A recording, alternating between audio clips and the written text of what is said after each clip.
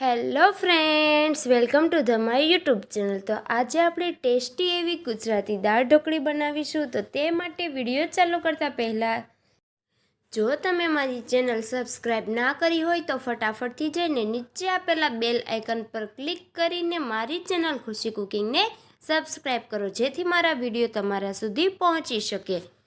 તો દાળ ઢોકળી બનાવવા માટે મેં અહીં એક કુકર લીધેલ છે. તેમાં આપણે 1 થી 1.5 ગ્લાસ પાણી એડ કરી દઈશું. તો આપણું પાણી સારી રીતે ગરમ થાય ત્યારબાદ તેમાં 1 ચમચી મીઠું એડ કરી દઈશું. તો મીઠું એડ કર્યા બાદ હવે આપણે અહીં તુવેરની દાળ પલાળીને રાખી હતી તે પાણીમાં એડ કરી દઈશું. તો હવે ત્યારબાદ આપણે તેમાં એક મોટી સાઇઝનું ટમેટું લઈશું, તેને એડ કરી દઈશું. ત્યારબાદ આપણે એક ટુકડામાં થોડા સિંગદાણા લઈશું, તેને આ રીતે પોટલી વાળીને તૈયાર કરીશું. તેને પણ આપણે સાથે કુકરમાં બાફવા માટે મૂકી દઈશું. તો આ બધી જ વસ્તુ એડ કરીને હવે તેને કૂક થવા દઈશું. તો ત્યાં સુધીમાં આપણે અહીં લોટ બાંધીને તૈયાર કરીશું. તો તે માટે મેં અહીં ચણાનો લોટ અને ઘઉંનો લોટ લીધેલ છે. ત્યારબાદ હવે આપણે તેમાં 1 ચમચી હળદર એડ કરીશું.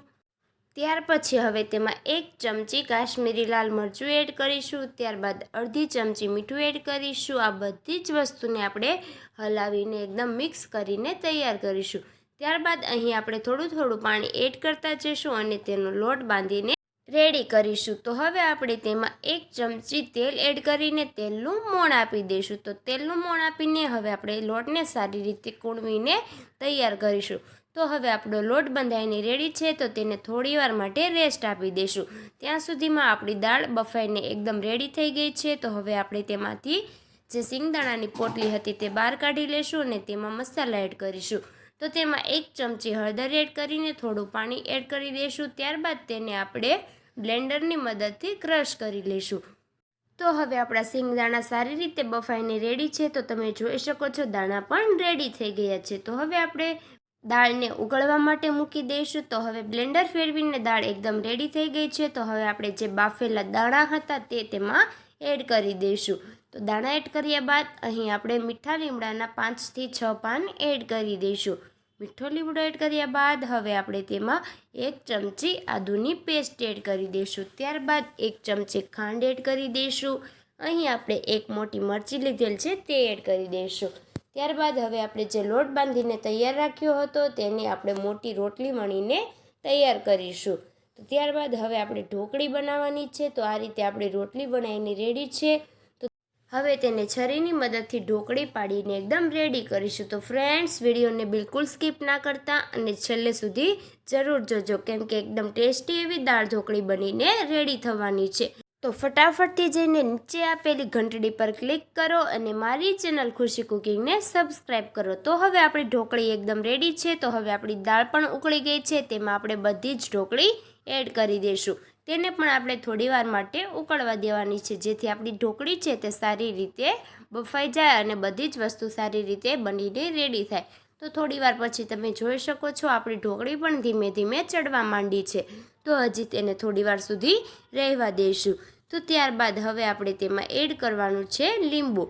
તો તે માટે મેં અહીં એક મોટું લીંબુ લીધેલ છે. તો લીંબુનો રસ એડ કરી દઈશું.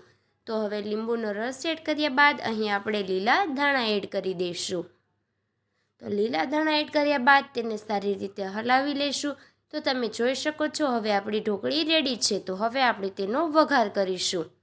તો આપણું તેલ ગરમ થાય એટલે તેમાં રાઈ જીરું એડ કરી દઈશું. રાઈ જીરું એડ કર્યા બાદ હવે આપણે તેમાં સૂકું મરચું અને લીમડાના પાન એડ કરી દઈશું. આ બધી જ વસ્તુ એડ કર્યા બાદ તેમાં 1 ચમચી હિંગ એડ કરી દઈશું.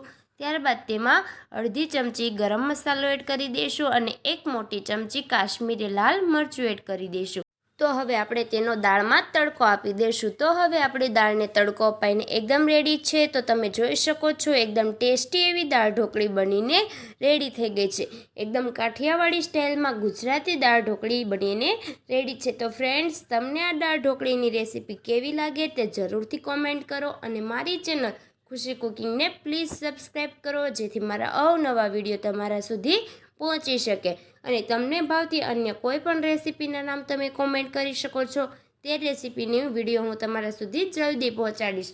તો ફટાફટથી જઈને નીચે આપેલી ઘંટડી પર ક્લિક કરો અને મારી ચેનલ ખુશી કુકિંગને પ્લીઝ જઈને સબસ્ક્રાઈબ કરો, જેથી બધા જથી પહેલાં મારો તમને વિડીયો મળે અને તમે મારી રેસીપીનો આનંદ બધાથી પહેલાં માણી શકો. તો ફટાફટ જઈને સબસ્ક્રાઈબ કરો.